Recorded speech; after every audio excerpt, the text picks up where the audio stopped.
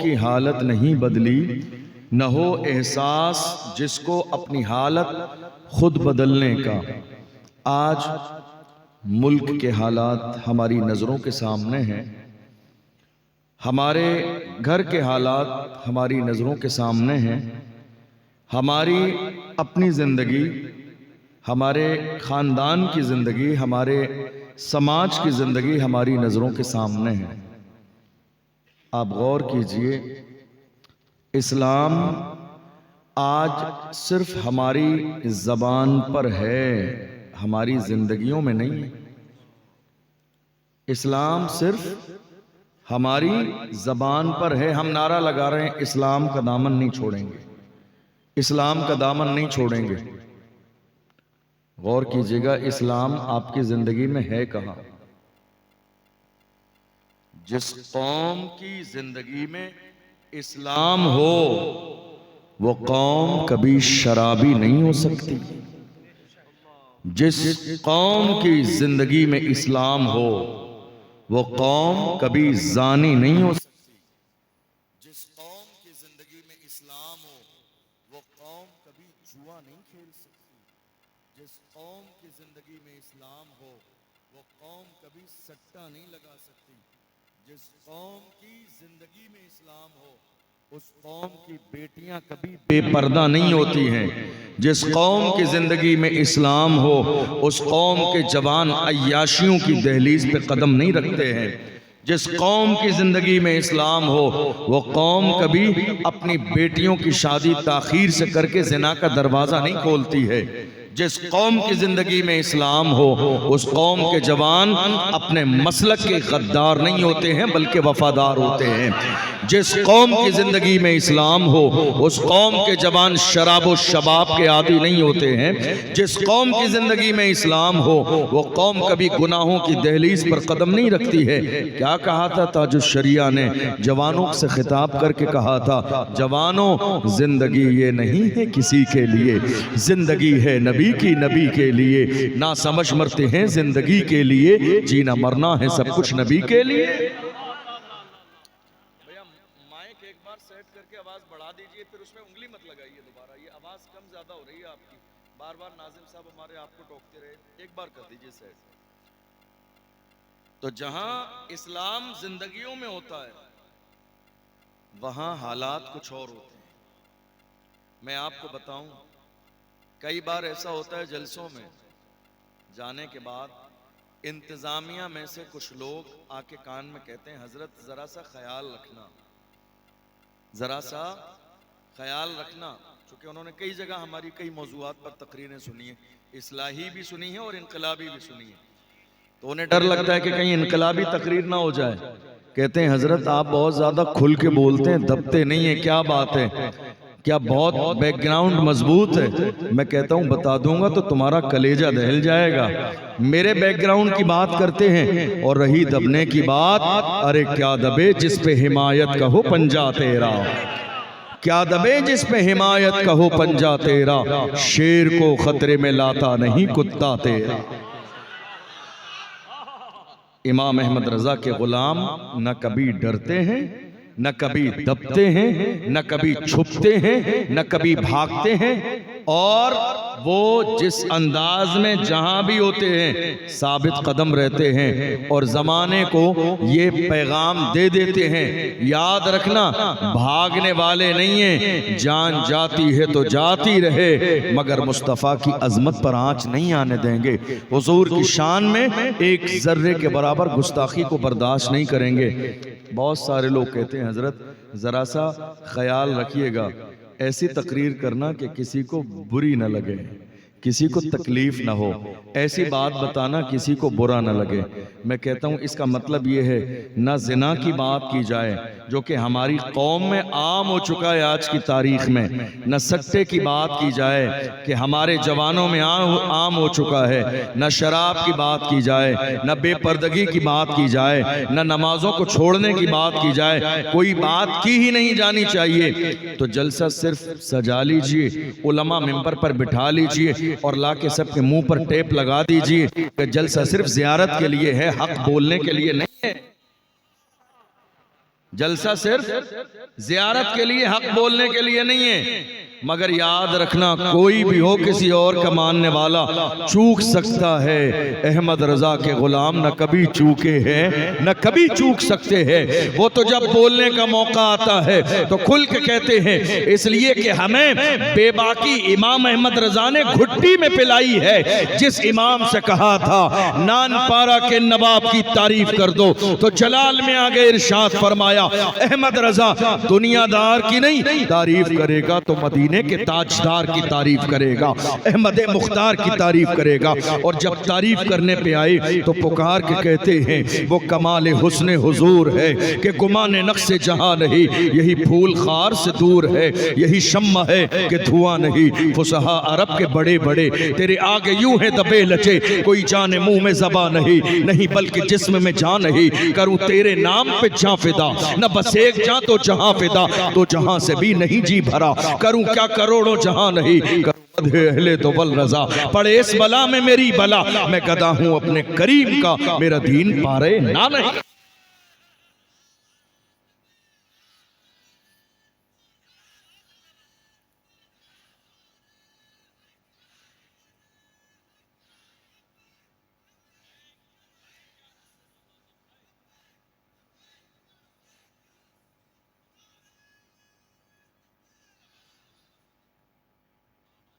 کوشش کیجئے میں آپ کو ایک چھوٹی سی بات بتاؤں۔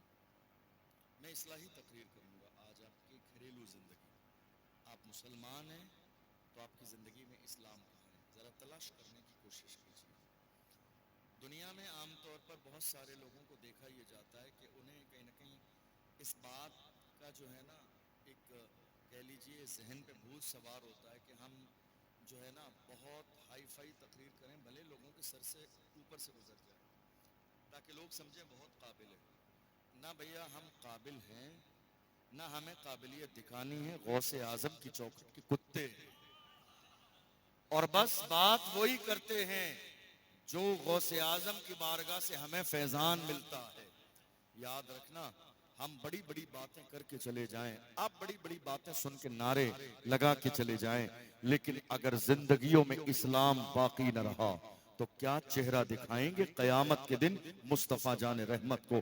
کون سا چہرہ لے کر جائیں گے مصطفیٰ جان رحمت کی بارگاہ میں اگر زندگی میں اسلام باقی نہ رہا؟ آپ جانتے ہیں ہمارے بزرگوں نے جلسوں کی شروعات کیوں کی تھی؟ جلسے شروع کرنے کا مقصد کیا تھا؟ آپ جانتے ہیں یہ جلسہ یہ ایک رات کا مدرسہ ہے، مدرسہ ان لوگوں کے لیے جن کی عمر مدرسے میں جانے والی نہیں ہے، جو کام کرنے والے ہیں، جو بزنس کرنے والے ہیں، جو باضابطہ کھیتی کرنے والے ہیں، جن کے پاس روزانہ مدرسے میں جانے کا وقت نہیں ہے، ان کے لیے سال میں ایک رات کا مدرسہ لگایا جاتا ہے۔ کسی شہر میں ہر مہینے، کسی شہر میں سال میں 2 بار، کسی شہر میں 3 بار، یہ ایک رات کا مدرسہ ہے۔ مدرسے کا مطلب یہ ہے کہ کچھ سکھانے کے لیے، کچھ پڑھانے کے لیے، یہ بتانے کے لیے کہ آپ مومن ہیں، یہ بتانے کے لیے کہ دین کیا ہے، یہ بتانے کے لیے کہ اسلام کیا ہے۔ اور اگر یہ سیکھ گئے تو یاد رکھنا دنیا بھی کامیاب ہو جائے گی، آخرت بھی کامیاب۔ تو یہ ایک رات کا مدرسہ ہے، اور یہاں کیا کرنا ہے آپ کو؟ سیکھنا ہے۔ کیا کرنا ہے یہاں؟ سیکھیں گے، سیکھیں گے انشاءاللہ۔ دیکھیے کئی بار ایسا ہوتا ہے اور ہمیں افسوس بھی ہوتا ہے کچھ لوگوں کو دیکھ کر جو بہت تیزی کے ساتھ تقریر کر کے گزر جاتے ہیں، ایسی تقریر کہ قوم کے سمجھ میں ایک جملہ بھی نہیں آتا ہے۔ مجھے نہیں لگتا ہے کہ اس جلسے کا کوئی مقصد ہوا، چونکہ اگر میں 80 کی سپیڈ سے بولوں اور آپ کو اتنی سمجھ میں آتی ہوتی تو مجھے بلانے کی ضرورت ہی نہیں تھی۔ مجھے بلانے کی ضرورت ہی نہیں تھی، آپ نے مجھے بلایا اس لیے ہے کہ ہم کوئی دین کا پیغام سنیں، سمجھیں، تاکہ اس کے مطابق عمل کریں۔ جو بات سمجھ میں نہیں آئے گی آپ کے تو آپ اس پر عمل کیسے کریں گے؟ میری بات سمجھ آ رہی ہے آپ کو؟ کوشش کیجئے گا کہ ہم سمجھیں۔ تقریر اسی کو کہتے ہیں جو ہماری سمجھ میں آئے، تقریر اسی کو کہتے ہیں جس کو ہم سمجھیں، جو ہمارے دل پر اثر کرے، جو ہماری زندگیوں میں انقلاب برپا کرے۔ بات کرنا بہت آسان ہے، لیکن یاد رکھنا یہ جو زبان چل رہی ہے نا، اس زبان کو بھی حساب دینا ہے قیامت کے دن۔ آپ جانتے ہیں غیبت آج ہمارے سماج میں عام ہو گئی، برائی آج ہمارے سماج میں عام ہو گئی، کسی کے خلاف سازش آج ہمارے سماج میں عام ہو گئی۔ ہمارے یہاں جتنا زبان کا غلط استعمال ہو رہا ہے، دوسری کسی چیز کا غلط استعمال نہیں ہو رہا ہے۔ ہم جہاں بیٹھ رہے ہیں، 2 لوگ بیٹھے ہیں، ذکر کسی تیسرے کا ہے۔ جہاں 3 لوگ بیٹھے ہیں، ذکر کسی چوتھے کا ہے۔ جہاں 4 لوگ بیٹھے ہیں، ذکر کسی 5ویں کا ہے۔ ہم نے زبان کا غلط استعمال کیا اور کیا سوچ رہے ہیں؟ ہم جس کے بارے میں برائی کرتے ہیں اسے معلوم نہیں ہے۔ اگر یہ سوچ رہے ہیں، اس کا مطلب یہ ہے کہ آپ کا ایمان اللہ کی ذات پر کمزور ہے، اس لیے کہ تم جس کے بارے میں برائی اور غیبت کرتے ہو وہ جانے نہ جانے مگر اس کو پیدا کرنے والا پروردگار دیکھ رہا ہے۔ واللہ یعلم ما تسرون وما تعلنون۔ تم جو ظاہر کرتے ہو میرا رب وہ بھی جانتا ہے، اور جو تم چھپاتے ہو میرا رب وہ بھی جانتا ہے۔ زبان کا غلط استعمال آج ہماری زندگیوں میں ہے۔ آپ غور کیجئے، اللہ نے زبان کو بنایا کیسا؟ اللہ نے زبان کو 32 دانتوں کی قید میں رکھا، 32 دانتوں کے بیچ میں قید میں، تاکہ غلط استعمال نہ ہو۔ لیکن اس کے باوجود سب سے زیادہ غلط استعمال آج ہماری زبان کا ہو رہا ہے۔ یہی زبان ہے جس کی وجہ سے بھائی بھائی سے جدا ہو جاتا ہے، یہی زبان ہے جس کے غلط استعمال کی وجہ سے امام مقتدی سے جدا ہو جاتا ہے، یہی زبان ہے جس زبان کی وجہ سے بیوی شوہر سے جدا ہو جاتی ہے، یہی زبان ہے جس زبان کے غلط استعمال کی وجہ سے آج محلے ٹوٹ رہے ہیں، سماج ٹوٹ رہے ہیں، برادریاں ٹوٹ رہی ہیں، صرف زبان کے غلط استعمال کی وجہ سے۔ اگر دل کے کانوں سے سن رہے ہیں تو میری بات سن کے جائیے گا اور دل پہ ہاتھ رکھ کے سنیے گا۔ جنہوں نے زندگی میں زبان کا غلط استعمال کیا، یاد رکھنا ہم نے ایسے لوگ بھی دیکھے ہیں جو زبان کا غلط استعمال کرتے رہے، برائی کرتے رہے، غیبت کرتے رہے، کسی کے خلاف سازش کرتے رہے، صبح سے شام تک زبان کا استعمال کرتے رہے، غلط استعمال زبان کا۔ ہم نے ایسا بھی دیکھا، ایک دن ایسا بھی آیا کہ اللہ نے ان کو فالج کی بیماری میں مبتلا کر دیا، زبان پر فالج کا اثر ہو گیا، اب پڑے ہیں بستر موت پر، اب زبان چلنے کے لیے راضی نہیں ہے، اب کلمہ پڑھنا بھی نصیب نہیں ہوتا ہے، اب قرآن پڑھنا بھی نصیب نہیں ہوتا ہے۔ قرآن یہی تو کہتا ہے ان بطش ربک لشدید، رب کی پکڑ بہت سخت ہے۔ ڈرتے رہو برائی کرنے سے پہلے کہ پکڑ نہ لیے جاؤ، غیبت کرنے سے پہلے ڈرتے رہو کہ پکڑ نہ لیے جاؤ، کسی مومن کے خلاف سازش کرنے سے پہلے ڈرتے رہو کہ اللہ کی طرف سے تمہارے اوپر عذاب نازل نہ ہو جائے۔ آپ کیا سمجھ رہے ہو؟ سماج میں کوئی ایک معزز انسان ہے، مثال کے طور پر آپ کی قوم کے اس وقت رہنما اور مرشد حضرت مفتی ارشاد القادری صاحب ہیں۔ ہم جہاں رہتے ہیں 4 لوگ ہمیشہ ہر جگہ ایسے ہوتے ہیں جو کسی نہ کسی بنیاد پر مخالفت کرتے ہیں اور سوچتے ہیں اس شخص کو اتنی عزت کیسے ملی ہے، ڈاؤن کر دیں۔ یاد رکھنا اگر یہ سوچ آپ کی ہے تو اللہ کی ذات پر آپ کو یقین نہیں ہے، چونکہ قرآن کہتا ہے وَتُعِزُّ مَن تَشَاءُ وَتُذِلُّ مَن تَشَاءُ، عزت دینے والی ذات رب کی ہے، رب جسے عزت دینا چاہے، میرے نبی فرماتے ہیں پوری دنیا اگر اس بات پر جمع ہو جائے کہ مل کر تمہیں نقصان پہنچائے، میرا رب نہ چاہے تو نقصان نہیں پہنچا سکتے، اور اگر دنیا اس بات پر جمع ہو جائے کہ تمہیں فائدہ پہنچائے مگر میرا رب نہ چاہے تو فائدہ نہیں پہنچا سکتے۔ ہم تو بڑے خوبصورت انداز میں ایسے لوگوں کو کہتے ہیں نادان کو اس بات کا بالکل نہیں پتا، وَتُعِزُّ مَن تَشَاءُ وَتُذِلُّ مَن تَشَاءُ، اللہ کے حضور یہ ہوتا ہے فیصلہ، وَتُعِزُّ مَن تَشَاءُ وَتُذِلُّ مَن تَشَاءُ۔ جھوٹی نوازشات کی بارش فضول ہے، ہم کو ذلیل کرنے کی سازش فضول ہے، جھوٹی نوازشات کی بارش فضول ہے، ہم کو ذلیل کرنے کی سازش فضول ہے، ہمارا قدم قدم پہ مددگار ہے خدا، وَتُعِزُّ مَن تَشَاءُ وَتُذِلُّ مَن تَشَاءُ۔ آج روزانہ کتنے لوگ ملتے ہیں، حضرت دعا کر دیجئے گا، کس بات کی دعا کرانا چاہتے ہیں؟ دعا کر دیں گے، بتائیے کہ چند لوگ دشمن پیچھے لگے ہیں، وہ میری عزت خراب کرنا چاہتے ہیں۔ میں کہتا ہوں خدا کے بندے جا کے سجدہ کیا کر 5 بار خدا کی بارگاہ میں، اور اس بات سے سے نہ ڈر، فلاں پڑوسی تیری عزت خراب کر دے گا۔ عزت نہ اس نے دی ہے نہ وہ خراب کر سکتا ہے، عزت دینے والی ذات میرے رب کی ہے، رب نے تجھے عزت دی ہے، اس لیے یقین کر اللہ کی ذات پر، جب تک تیرے قدم گناہ کی دہلیز پر نہ جائیں گے تو کبھی ذلیل و رسوا نہیں ہوگا۔ جب تک تو خدا کی نافرمانی نہیں کرے گا کبھی ذلیل و رسوا نہیں ہوگا، کبھی تو برائی کے راستے پر چلے گا تب جا کے ذلت تیرا مقدر بن جائے گی۔ اس لیے ہم مومن ہیں، ہماری زندگی دیکھ لیجئے کہاں ہماری زندگی گزر رہی ہے، گناہوں میں، شراب کے اڈوں پر۔ ہمارے 18 سال کے جوان کہاں ہیں، 17 سال کے جوان کہاں ہیں، شراب کے اڈے پر۔ آپ کو حیرت ہوگی اس وقت سب سے زیادہ زنا عام ہو گیا، سب سے زیادہ زنا اس وقت عام ہے۔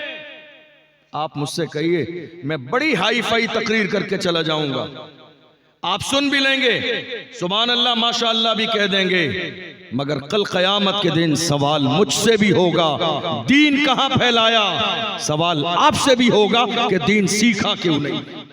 بڑی بڑی باتیں کرنا بہت آسان ہے، لیکن فکر آخرت کرنا بہت مشکل کام ہے۔ قبر کے بارے میں سوچنا بہت مشکل کام ہے۔ کیا سوچ رہے ہو میری عمر 22 سال کی ہے تو ابھی میرے لیے زندگی کی کئی سالیں باقی ہے؟ نہیں میرے عزیز، آگاہ اپنی موت سے کوئی بشر نہیں، سامان 100 برس کا ہے، پل کی خبر نہیں، تمہیں اندازہ بھی نہیں ہے۔ ہم جب 500 کلومیٹر کا روزانہ سفر کرتے ہیں تو ہم دیکھتے ہیں 5 جگہ لاشیں پڑی ہوئی ہیں، جسم روڈ سے چپک گیا ہے، ٹرک کا پہیہ اوپر سے گزر کے چلا گیا ہے، جسم باقی نہیں ہے، سر الگ ہے، دھڑ الگ ہے، ہاتھ الگ ہے، پیر الگ ہے، دیکھ کر جسم کے رونگٹے کھڑے ہو جاتے ہیں۔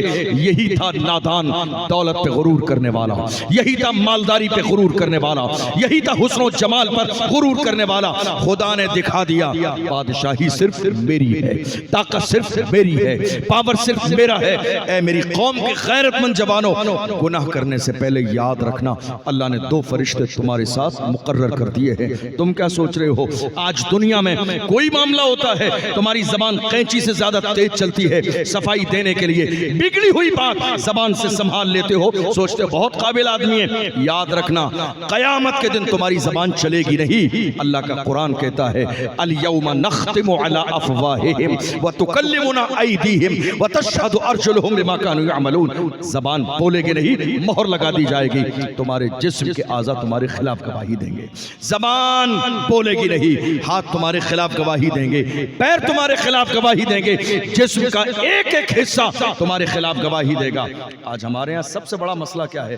ہماری اور آپ کی زبانوں پر سوال صرف اتنا ہے حضرت کیا کریں، کاروبار نہیں چلتا ہے، حضرت کیا کریں، پریشانی بہت ہے۔ دل کے کانوں سے سنیے گا، ایک ایک بات قرآن اور حدیث کی روشنی میں سناؤں گا آپ کو، دل کے کانوں سے سن کے جائیے گا اور اپنی زندگی میں شامل کرنے کی کوشش کیجیے گا۔ آج شکوہ کیا ہے؟ حضرت کوئی ایسا تعویذ مل جائے کہ ہمارے کاروبار بہتر ہو جائیں، کوئی ایسی دعا ہو جائے کہ ہماری زندگی بہتر ہو جائے۔ آپ جانتے ہیں کسی نے یہ بات آپ کے ذہن میں ڈال دی، صاحب کسی نے جادو کرا دیا اس لیے کاروبار فیل ہو گیا ہے، کسی نے بندش کرا دی ہے اس لیے آپ کی دکان نہیں چل رہی ہے، کسی بابا نے تعویذ کر دیا ہے اس لیے کاروبار اور بزنس فیل ہو گیا۔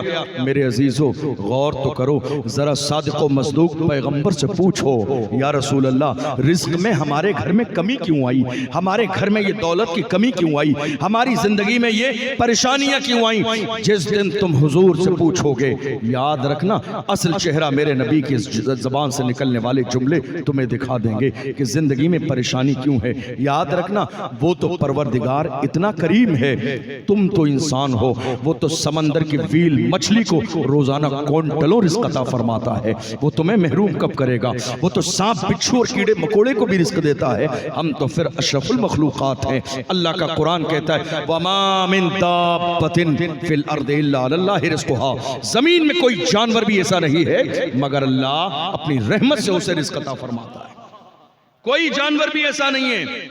آپ غور کیجئے ہمارے رزق میں کمی کہاں سے آئی، ہمارا بزنس فیل کیوں ہوا، میں وجہ بھی بتاؤں اور علاج بھی، ہمارے کاروبار فیل کیوں ہوئے، ہماری بیٹیوں کے رشتے کیوں ٹوٹ گئے، ہماری کھیتیاں تباہ و برباد کیوں ہو گئیں؟ کیا کسی نے تعویذ کرایا؟ کیا کسی نے گنڈا کرایا یا کسی بابا نے ہمارے لیے سفلی عمل کر دیا؟ نہیں میرے عزیزو، اللہ کے محبوب صادق و مصدوق پیغمبر سے پوچھ لو، میرے آقا صلی اللہ علیہ وسلم ارشاد فرماتے ہیں زنا میں 6 مصیبتیں ہیں، زنا میں 6 مصیبتیں ہیں، 6 مصیبتیں۔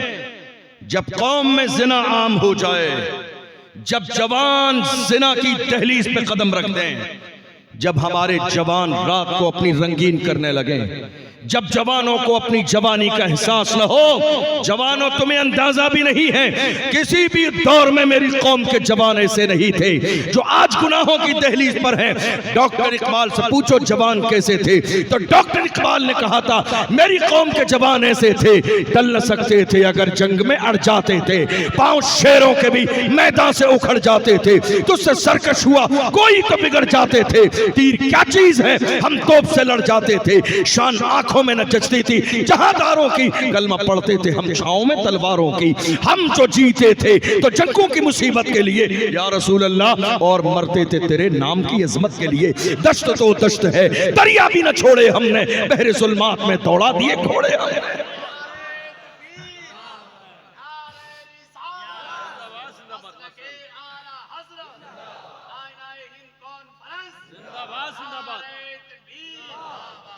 زنا جب قوم میں زنا عام ہو جائے کیا ہوتا ہے؟ 6 مصیبتیں آتی ہیں بندے کی زندگی میں، 3 دنیا میں اور 3 مرنے کے بعد کی زندگی میں۔ میری بات سمجھ آ رہی ہے؟ آپ سب کو سمجھ آ رہی ہے؟ آپ بور تو نہیں ہو رہے؟ پریشان تو نہیں ہو رہے؟ ٹاپک بدلنا تو نہیں ہے مجھے؟ اسی پہ کنٹینیو کروں؟ میرے آقا نے فرمایا مصیبت کیوں آتی ہے، پریشانی کیوں آتی ہے، کاروبار فیل کیوں ہوتا ہے، رزق میں تنگی کیوں آتی ہے، بیماریاں کیوں آتی ہیں، ذلت کیوں آتی ہے، رسوائی کیوں ہوتی ہے، آزمائشیں کیوں آتی ہیں؟ میرے آقا فرماتے ہیں جب انسان زنا کا عادی بن جائے، جب انسان زنا کرنے لگے تو زندگی میں 6 مصیبتیں آتی ہیں، 3 دنیا کی زندگی میں، 3 مرنے کے بعد کی زندگی میں۔ یا رسول اللہ دنیا کی زندگی میں جو 3 مصیبتیں آتی ہیں ذرا ارشاد فرمائیے وہ 3 مصیبتیں کیا ہیں؟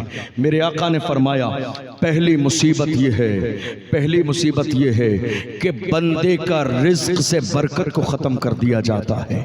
بندہ ایک ایک لقمے کے لیے پریشان ہو جاتا ہے، ایک ایک لقمے کے لیے ترستا ہے، ایک ایک لقمے کے لیے تڑپتا ہے۔ تمہیں اندازہ نہیں ہے جس قوم میں زنا عام ہو جاتا ہے وہ قوم ذلت اور رسوائی کے دلدل میں پھنس جاتی ہے، ایک ایک لقمے کے لیے لوگ پریشان ہو جاتے ہیں۔ جس قوم میں زنا عام ہو جائے، تم نے دیکھا نہیں کورونا کا زمانہ ہمارے لیے سب سے بڑی مثال ہے، کتنے لوگ صرف روٹی نہ ملنے کی وجہ سے مر گئی، کتنے لوگ جو ہے دنیا کو چھوڑ کے چلے گئی صرف اس بنیاد پر کہ انہیں کھانا نہ ملا۔ آپ غور نہیں کر رہی ہیں جو انسان زنا کا عادی ہو جائے دنیا کی 3 مصیبتوں میں پہلی مصیبت یہ ہے کہ اس کے رزق کو تنگ کر دیا جاتا ہے، کاروبار فیل ہو جاتا ہے، دولت ختم کر دی جاتی ہے، ذلت اور رسوائی آتی ہے، ایک ایک روپیے کے لیے پریشان ہو جاتا ہے۔ آپ یہ کہہ رہے ہیں کسی حسد کرنے والے نے دعا تعویذ کرا دیے، کسی بابا نے تعویذ کرا دیے؟ ارے اوریجنل اسلام سمجھنے کی کوشش کرو، 2025 ختم ہونے والا ہے، کب تک اس اندھ وشواس میں پڑے رہو گے کہ سارا اختیار بابا کے ہاتھ میں ہے؟ نہیں میرے عزیزو، اختیار میرے رب کے ہاتھ میں ہے، اختیار میرے خدا کے ہاتھ میں ہے۔ باہر آؤ اس اندھ وشواس سے، فلاں بابا نے رزق روک لیا ہے، ارے اس کی کیا اوقات ہے، یہ اپنے جسم سے مکھی نہیں اڑا سکتا، رزق یہ روکے گا۔ رزق روکنے والی ذات میرے رب کی ہے اور دینے والی ذات بھی میرے رب کی ہے۔ غور تو کرو کہاں ہیں ہم؟ میرے نبی نے بتا دیا تمہارے رزق میں تنگی ہے، وجہ یہ ہے کہ قوم میں گناہ ہو رہا ہے، وجہ یہ ہے کہ جوان زنا کی دہلیز پہ قدم رکھ چکے ہیں، وجہ یہ ہے کہ بیٹیوں کی آبرو سلامت نہیں ہے، وجہ یہ ہے کہ بیٹیوں نے پردہ چھوڑ دیا ہے۔ اللہ اکبر، میرے آقا ارشاد فرماتے ہیں اور دوسری مصیبت دنیا کی زندگی میں زنا کرنے والے کی دوسری مصیبت کیا ہے؟ میرے آقا نے فرمایا اس کی صورت کو مسخ کر دیا جاتا ہے، اس کے چہرے کو بگاڑ دیا جاتا ہے، اس کے چہرے سے نور ختم کر دیا جاتا ہے، اس کے چہرے سے برکت ختم کر دی جاتی ہے۔ کہاں جا رہے میرے جوان؟ شادی میں جانا ہے تو جا رہے ہیں سیلون والے کے پاس، فیشیل ایسا کرنا کہ میرا چہرہ چمک جائے۔ ارے نادان انسان، دنیا کی کوئی کریم تیرے چہرے کو چمکا نہیں سکتی۔ چمک چہرے پہ خدا کی رحمت سے آتی ہے، چہرے پہ چمک خدا کے کرم سے آتی ہے۔ دنیا کی کسی کریم کی، کسی سیلون والے کی یہ حیثیت نہیں ہے کہ خدا گناہ کی وجہ سے رونق چھین لے تو دنیا کا کوئی طاقتور انسان چہرے پہ رونق واپس کر دے۔ پیغمبر فرماتے ہیں چہرہ بگاڑ دیا جاتا ہے زنا کرنے والے کا۔ یا رسول اللہ، تیسری مصیبت کیا ہے؟ میرے آقا نے فرمایا زنا کرنے والے کی زندگی میں تیسری مصیبت یہ ہے کہ اس کی عمر کم کر دی جاتی ہے، اسے موت جلدی آتی ہے، موت اسے جلدی آتی ہے، اس کی عمر کم کر دی جاتی ہے۔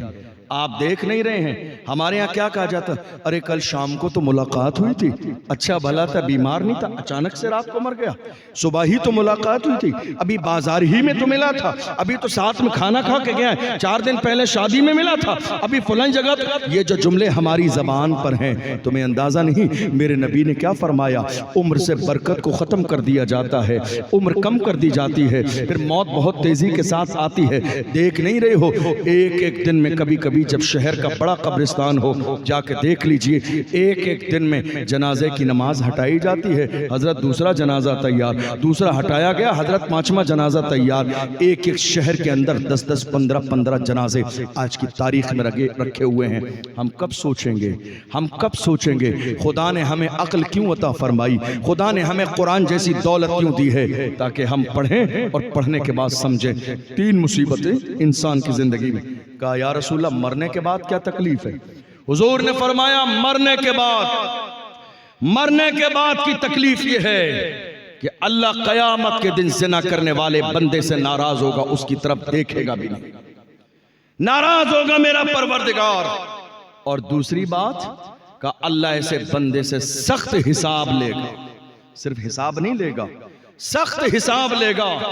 اور تیسرا فرمایا جہنم میں ڈال دیا جائے گا ایسے بندے کو، اس کے لیے جہنم۔ اور جہنم کیسی ہے؟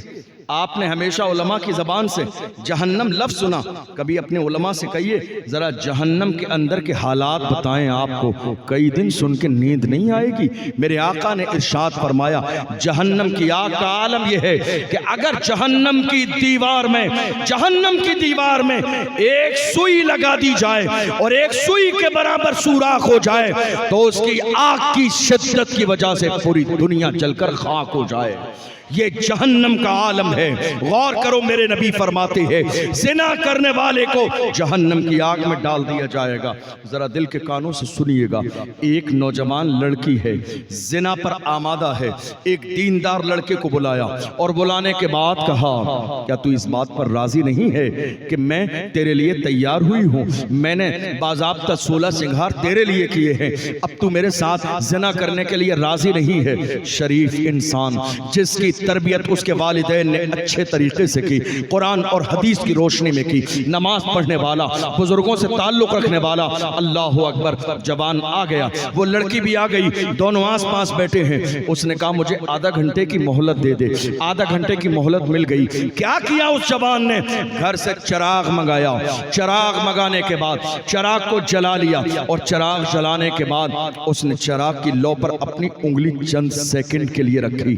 جوانوں سن کے جانا، دل کی تختی پہ لکھ کے لے جانا تاکہ زندگی میں کبھی شیطان تمہیں یہاں تک نہ پہنچائے۔ جوان نے چراغ کی لو پر اپنی انگلی رکھی اور 2 سیکنڈ کے بعد ہاتھ ہٹا لیا۔ کسی میں ہمت ہے جو 10 منٹ کہہ رہا ہوں، 1 منٹ چراغ کے سامنے اپنا ہاتھ کر دے؟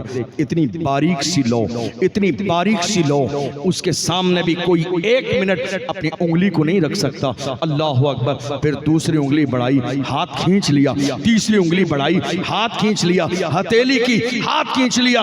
وہ لڑکی کہتی ہے جوان کیا بات ہے، حسن تیرے سامنے ہے، شباب تیرے سامنے ہے، جمال تیرے سامنے ہے، سب کچھ تیرے سامنے ہے، اور تو یہ مزے کرنے میں لگا ہے، آنکھ پر انگلی رکھ رکھ کے چیک کرتا ہے۔ اللہ اکبر۔ اس جوان نے کہا تھا نادان عورت تجھے اندازہ نہیں، میں دیکھ رہا ہوں، میرے نبی کا فرمان ہے جہنم کے اندر ڈال دیا جائے گا، میں دیکھ رہا ہوں کیا دنیا کی آگ پر ایک لمحے کے لیے انگلی رکھ کے گوارا کر سکتا ہوں، کیا میں برداشت کر سکتا ہوں؟ میں نے دیکھ لیا دنیا کے چراغ کی لو پر اگر ایک سیکنڈ کے لیے بھی میں انگلی نہیں رکھ سکتا تو جہنم کی آگ کو برداشت کیسے کروں گا؟ یہ فکر تھی، یہ انداز تھا، یہ آخرت کی تیاری تھی، یہ اللہ سے ڈر تھا، یہ سینے میں ضمیر زندہ تھا۔ جب ضمیر زندہ ہوتا ہے تو احساس گناہ ہوتا ہے، اور جب احساس گناہ ہوتا ہے تو بندہ گناہ پہ شرمندہ ہوتا ہے۔ اور صادق و مصدوق پیغمبر نے ارشاد فرمایا الندامت التوبہ، گناہ پہ شرمندہ ہو جانا ہی توبہ ہے۔ میرے آقا نے فرمایا التائب من الذنب کمن لا ذنب لہ، گناہ سے توبہ کرنے والا بندہ اپنے گناہوں سے ایسے ہی پاک ہو جاتا ہے گویا کہ اس نے زندگی میں گناہ کیا ہے۔ ایک عورت آئی حضور کی بارگاہ میں، توجہ ہے آپ کی، ایک عورت آئی حضور کی بارگاہ میں۔ ہمارے ہاں آج جانتے ہو کیا ہے؟ ہمارے ہاں مزاج یہ بنا ہے گناہ ہم نے کیا، گناہ ہماری اولاد نے کیا، گناہ ہمارے دوستوں نے کیا تو وہ گناہ چھپایا جاتا ہے، اور گناہ اگر کسی دوسرے نے کیا تو وہ اخبار میں چھپایا جاتا ہے تاکہ زمانے کو پتہ چل جائے۔ یہی ہے ہمارے ایمان کی کمزوری۔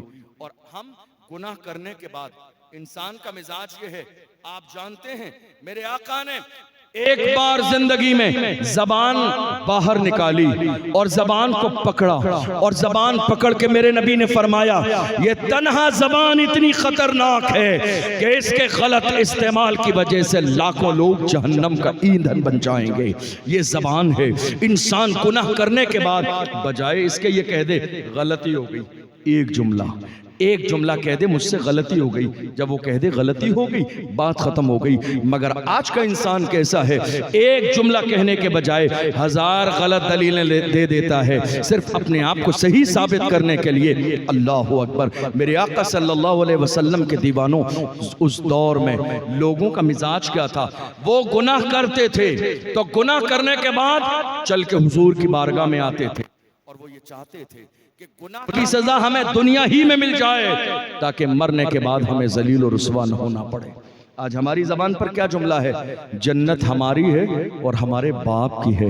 یہ جملہ ہم جذباتی ہو کے بول دیتے ہیں، مستی اور مذاق میں بول دیتے ہیں، تمہیں اندازہ بھی نہیں دنیا جس ذات کو غوث اعظم کہتی ہے، زمانے نے دیکھا کنکریوں کے اوپر سر رکھ کر غوث اعظم دعا کر رہی ہے اے اللہ اگر میرے اعمال تیری بارگاہ میں قبول کرنے کے قابل نہ ہو تو قیامت کے دن مجھے نابینا اٹھانا تاکہ میدان محشر میں دنیا کے سامنے مجھے شرمندگی نہ ہو۔ کون غوث اعظم؟ اللہ اکبر۔ کون غوث اعظم؟ جن کی شان یہ ہے پوری دنیا میں رہنے والا بندہ پریشانی کے وقت میں انہیں پکارتا ہے تو آج کی تاریخ میں بھی بغداد معلیٰ سے مدد پہنچتی ہے۔ یہ شان غوث اعظم رضی اللہ تعالی عنہ کی ہے۔ مگر عاجزی دیکھ لیجئے، مگر تواضع دیکھ لیجئے اللہ کی بارگاہ کے اندر۔ اللہ اکبر۔ ہم چھپانے میں لگے ہیں، اپنے گناہ پر شرمندہ نہیں ہیں۔ ایک عورت آئی حضور کی بارگاہ میں، توجہ ہے آپ کی، ایک عورت آئی حضور کی بارگاہ میں، کہا یا رسول اللہ طہرنی، یا رسول اللہ، یا رسول اللہ مجھے پاک کر دیں۔ کیا کہا؟ سب بولیے یا رسول اللہ مجھے پاک کر دیں۔ میرے آقا نے فرمایا کیا ہوا؟ کہ یا رسول اللہ شیطان نے برگلا دیا، مجھ سے زنا ہو گیا۔ وہ چاہتی تو چھپا لیتی، وہ چاہتی تو بتاتی نہیں، وہ چاہتی تو چل کے نہیں آتی، وہ چاہتی تو کسی کو پتہ نہیں چلتا۔ آپ جانتے ہیں زنا کہاں ہوتا ہے؟ روڈوں پہ زنا نہیں ہوتا ہے۔ یہ اور بات ہے جو دوسرے زنا ہیں آج وہ روڈوں پہ بھی ہونے لگے ہیں، ورنہ زنا روڈوں پہ نہیں ہوتا ہے، اندھیری رات میں زنا ہوتا ہے، تنہائی میں زنا ہوتا ہے۔ یعنی زنا کرنے والے اگر عام طور پر نہ بتائیں تو کسی کو پتہ نہیں چلے گا جب تک وہ زندہ رہیں گے کہ اس نے زنا کیا ہے یا زنا نہیں کیا ہے۔ مگر ایک ہوتا ہے ضمیر کا زندہ ہونا. انسان سے گناہ ہو جائے تو وہ قبر میں جانے سے پہلے یہ سوچتا ہے کہ قبر میں مصطفیٰ کا دیدار ہوگا, کہیں ایسا نہ ہو میرے اس گناہ کی وجہ سے مصطفیٰ مجھ سے چہرہ پھیر لے. اس لیے مرنے سے پہلے جہاں ضمیر زندہ ہوتا ہے انسان توبہ کی کوشش کرتا ہے. آئی حضور کی بارگاہ میں, کہا طہرنی یا رسول اللہ, یا رسول اللہ مجھے اس پاک صاف فرما دے. حضور نے فرمایا کیا ہوا؟ کہا یا رسول اللہ زنا ہو گیا ہے. دیکھو رحمت للعالمین پیغمبر کی شان کیا ہے. میرے آقا نے یہ نہیں فرمایا ابھی اسے سنسار کیا جائے گا, ابھی اسے کوڑے لگائے جائیں گے, بلکہ اللہ کے محبوب نے ارشاد فرمایا تیرے پیٹ میں جو بچہ ہے اس کا کوئی جرم نہیں ہے, اس لیے جا چلی جا, جب تک بچہ پیدا نہ ہو جائے تب تک تجھے سزا نہ دی جائے گی. جب بچہ پیدا ہو جائے اس کے بعد آنا. پیدا ہوا, وہ عورت واپس آئی, ایک روایت میں ہے پھر میرے نبی نے لوٹایا, کہا ابھی دودھ پینے کا زمانہ ہے, بچہ دودھ کہاں سے پیے گا؟ چونکہ محبوب رحمت للعالمین بھی ہے, انہیں عورت کی پرواہ بھی ہے, تو پیدا ہونے والے بچے کی پرواہ بھی ہے. اللہ اکبر فرمایا 2 سال دودھ پینے کا زمانہ مکمل کر لے تب آنا. غور تو کرو کیا احساس تھا اس دور کا, کیا ضمیر تھے لوگوں کے. گناہ ہو بھی جاتا تھا تو احساس گناہ موجود ہوتا تھا, وہ جانتے تھے یہ دنیا فانی ہے. اللہ کا قرآن کہتا ہے کل من علیہا فان ویبقى وجہ ربک ذو الجلال والاکرام, ساری چیزیں فنا ہونے والی ہے, باقی رہنے والی صرف اللہ کی ذات. یہ دور تھا. ایک زمانہ آیا میرے رسول کی بارگاہ میں حدیث سنا رہا ہوں آپ کو, یہ قصے نہیں ہیں, کہانیاں نہیں ہیں, بخاری کی حدیث ہے. میرے نبی کی بارگاہ میں ایک جوان آیا. انداز تبلیغ کیا ہوتا ہے, کسی کو سمجھانے کا طریقہ کیا ہوتا ہے. آج ہمارا رویہ ایسا ہے, سگا بیٹا ہم سے راضی نہیں ہے, سگی بیٹی ہمارے رویے سے راضی نہیں ہے, بہن ہمارے رویے سے راضی نہیں ہے. ہم کسی کی کیا اصلاح کریں گے, لیکن آج بھی اگر ہم اصلاح کرنے کا صحیح معنی میں مزاج رکھتے ہیں تو ہم جہاں بھی کھڑے ہو جائیں گے وہاں بھی لوگوں کی اصلاح کر لیں گے, صرف اس بنیاد پر کہ ہمارے دل میں اصلاح کا جذبہ ہو, لیکن پردے کے ساتھ, کسی مومن کو ذلیل اور رسوا کر کے نہیں. جوان آیا اور جانتے ہو آنے کے بعد انجمن لگی ہے, صحابہ موجود ہیں, کہ یا رسول اللہ اذن لی بالزنا, یا رسول اللہ مجھے زنا کی اجازت دیں. جوان ہے, کلمہ نہیں پڑھا ہے, حضور کی بارگاہ میں آ کے کہتا زنا کی اجازت دیں. اللہ اکبر, غور کرو, جہاں صحابہ بیٹھے ہو وہاں جوان اجازت کس کی مانگ رہا ہے؟ دین کے کام کی نہیں, گناہ کرنے کی اجازت. کس سے؟ رسول اللہ سے. صحابہ ناراض ہو گئے, کچھ لوگ آگے بڑھے, ناراضگی کا ماحول ہوا, لیکن کرم کرنے والے پیغمبر نے دور بیٹھا تھا تو محبت اور زیادہ عام کی اور قریب بلا لیا. آج حالت یہ ہے, مسجد کا امام اگر شرابی کے پاس جا کے بیٹھ جائے تو اس کے امامت سے نکلنے کی وجہ یہی ہے, شرابی کے پاس کیوں بیٹھے تھے, تہجد گزار کے پاس کیوں نہیں؟ ارے وہ تو پہلے سے تہجد گزار ہے, ضرورت تو شرابی کو ہے, ضرورت تو زانی کو ہے, ضرورت تو بدکار کو ہے, ضرورت تو اس کو ہے جو دین سے دور ہے. علماء چاپلوسی کے لیے نہیں جاتے ہیں, اس کے سینے میں مصطفیٰ کے عشق کا چراغ جلانے جاتے ہیں.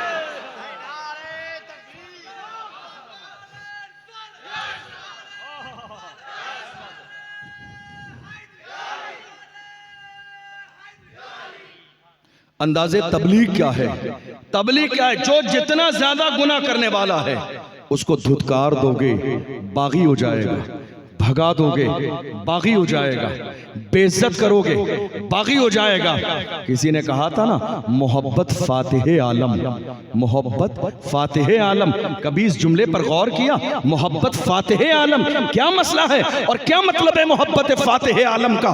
محبت فاتح عالم کا مطلب یہ ہے تم محبت لے کر جدھر جدھر جاؤ گے لوگ تمہارے قدموں میں اپنے دل بچھا دیں گے, اپنی نظروں کو بچھا دیں گے, اس لیے کہ محبت سے بڑا فارمولہ کوئی بھی نہیں ہے. یہ میرے مصطفیٰ کی محبت تھی. جبکہ زمانے نے پکار کے کہا, ایک عرب نے آدمی کا بول بالا کر دیا, خاک کے ذروں کو ہم دوش سریا کر دیا, قدرت جو راہ پر اوروں کے ہادی بن گئے, کیا نظر تھی جس نے مردوں کو مسیحا کر دیا.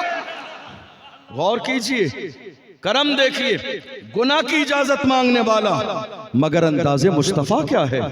کہا قریب آؤ, اور قریب بلایا، برابر بٹھایا، اور اب میرے نبی احساس دلا رہے ہیں جوانوں سن کے جائیے گا، شاید تمہاری زندگی میں آج کے بعد انقلاب پیدا ہو۔ میرے آقا نے فرمایا جوان کیا کہتا ہے؟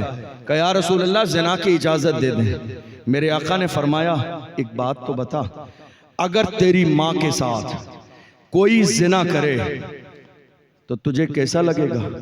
کہ یا رسول اللہ میں کیسے برداشت کر سکتا ہوں کہ میری ماں کے ساتھ کوئی زنا کرے؟ میرے آقا نے فرمایا تو برداشت نہیں کر سکتا تو تو جس کے ساتھ زنا کرے گا وہ بھی تو کسی کی ماں ہے۔ تو یہ چاہتا ہے زنا کرے تو تو یہ کیسے برداشت کر سکتا ہے کہ تیری بہن کے ساتھ زنا کیا جائے؟ تیری خالہ کے اور پھوپھی کے ساتھ میرے نبی کہتے رہے، احساس دلاتے رہے، اور آخر میں حضور نے اس کے دل پہ ہاتھ مارا اور دعا دے دی، اور پیغمبر کی دعا سبحان اللہ، یہ جو لب ہے نا، اللہ اکبر، امام احمد رضا کہتے ہیں پتلی پتلی گلے قدس کی پتیاں، ان لبوں کی نزاکت پہ لاکھوں سلام۔ نظر دیکھو پیغمبر کی نظر، امام احمد رضا سے پوچھ لو پیغمبر کی نظر کی شان کیا ہے؟ فرماتے ہیں جس طرف اٹھ گئی دم میں دم آ گیا، اس نگاہ عنایت پہ لاکھوں سلام۔ اللہ کے پیغمبر نے نظر اٹھا کے دیکھ لیا، مصطفیٰ جان رحمت کی زبان سے جملے نکلے، اور پیغمبر کی زبان شان کیا ہے؟ جو شب کو کہہ دیا دن ہے تو دن نکل آیا، جو دن کو کہہ دیا شب ہے تو رات ہو کے رہی، تمہارے منہ سے جو نکلی وہ بات ہو کے رہی۔ وما ينطق عن الهوى ان هو الا وحی یوحى، پیغمبر اپنی مرضی سے کچھ نہیں بولتا ہے، حضور کی زبان سے وہی نکلتا ہے جو رب چاہتا ہے۔ میرے نبی نے اس کے دل پر ہاتھ مارا اور فرمایا اللہم طہر قلبا، اے اللہ اس زبان کے دل کو پاک کر دے، وحسن فرجا، اس کی شرمگاہ کی حفاظت فرما، واغفر ذنبا، اے اللہ اس کے گناہوں کو معاف فرما۔ اب غور کیجئے، میرے آقا صلی اللہ علیہ وسلم نے فرمایا من یضمن لی ما بین رجلیہ وما بین لحییہ اضمن لہ الجنہ۔ حضور فرماتے ہیں تم میں سے جو شخص مجھے دو چیزوں کی ضمانت دے گا میں بدلے میں اسے جنت کی ضمانت دوں گا۔ ذہن حاضر ہے آپ کا؟ ذرا ہاتھ اٹھا کے کہیے یا رسول اللہ۔ حضور کی زبان دیکھیں، آج ہماری زندگی میں مشکلات کیوں ہیں؟ ہمیں ہمارے رسول کی زبان پر یقین نہیں ہے، حضور کی زبان پر ہمارا یقین کمزور ہو گیا، اس لیے زندگی میں پریشانی ہے۔ صحابہ کی زندگی کیسی تھی معلوم ہے؟ آپ نے کئی بار یہ بات سنی، لذت کے لیے اور برکت کے لیے دوبارہ کہہ دوں، اللہ کے رسول نے جب ہجرت فرمائی تھی، ہمارا حال کیا ہے؟ کوئی آپ سے کہہ دے ذرا سی محلے میں لڑائی ہو جائے کہ تمہارا بھی نام ہے، رات کو پولیس آئے گی، کنفرم نہیں ہے، یقین نہیں ہے، پھر بھی آپ اپنا محلہ نہیں شہر چھوڑ کے چلے جاتے ہیں کہ کہیں رات میں پولیس نہ آ جائے۔ مگر حضور کے غلاموں کا ایمان کیسا تھا جانتے ہیں، دشمن تلوار لیے کھڑے ہیں، حضور پر حملہ کرنا چاہتے ہیں، ایسے عالم میں میرے نبی نے فرمایا علی میرے بستر پہ سو جاؤ، یقین دیکھو، محبت دیکھو، میرے بستر پہ سو جاؤ۔ ایک لمحے کے لیے علی کے دل میں خیال آیا ہوگا کہ شاید حضور کی محبت میں آج جان دینے کا وقت آ گیا ہے، مگر سینوں کے راز کو جاننے والا پیغمبر جس کے لیے امام احمد رضا نے کہا اور کوئی غیب کیا تم سے چھپا ہو بھلا جب نہ خدا ہی چھپا تم پہ کروڑوں درود۔ اس پیغمبر نے اگلے جملے کہا، علی کا چہرہ دیکھ کر کہا علی صبح اٹھنا۔ کیا کہا؟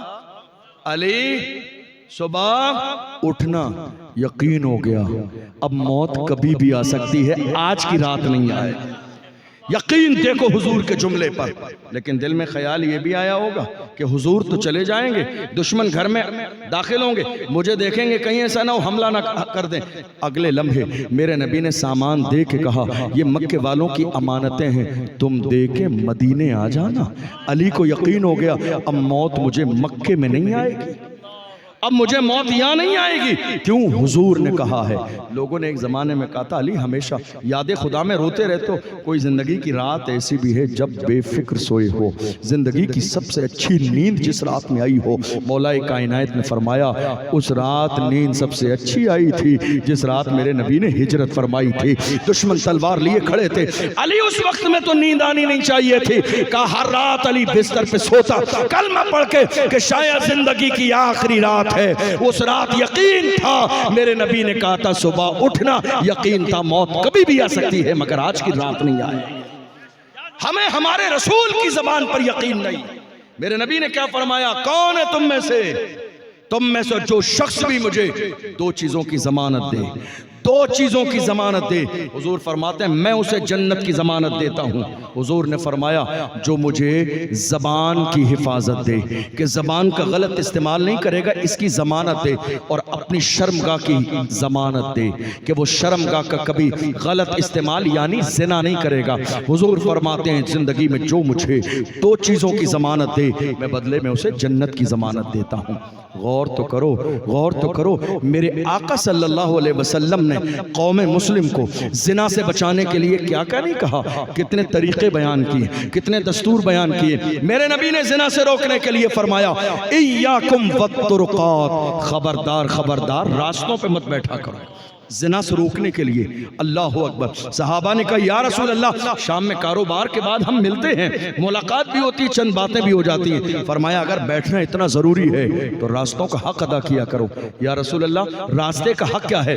فرمایا نظر نیچے رکھا کرو، کسی غیر محرم پر تمہاری نظر نہیں پڑنی چاہیے، اس لیے کہ گزرنے والی کسی کی بیٹی ہے، کسی کی ماں ہے، کسی کی بہن ہے، تمہاری نظر پڑے گی. یاد رکھنا دھوکے میں ایک نظر پڑ جائے معاف ہے، مگر دوسری نظر ڈالو گے تو یہ گناہ کبیرہ ہے.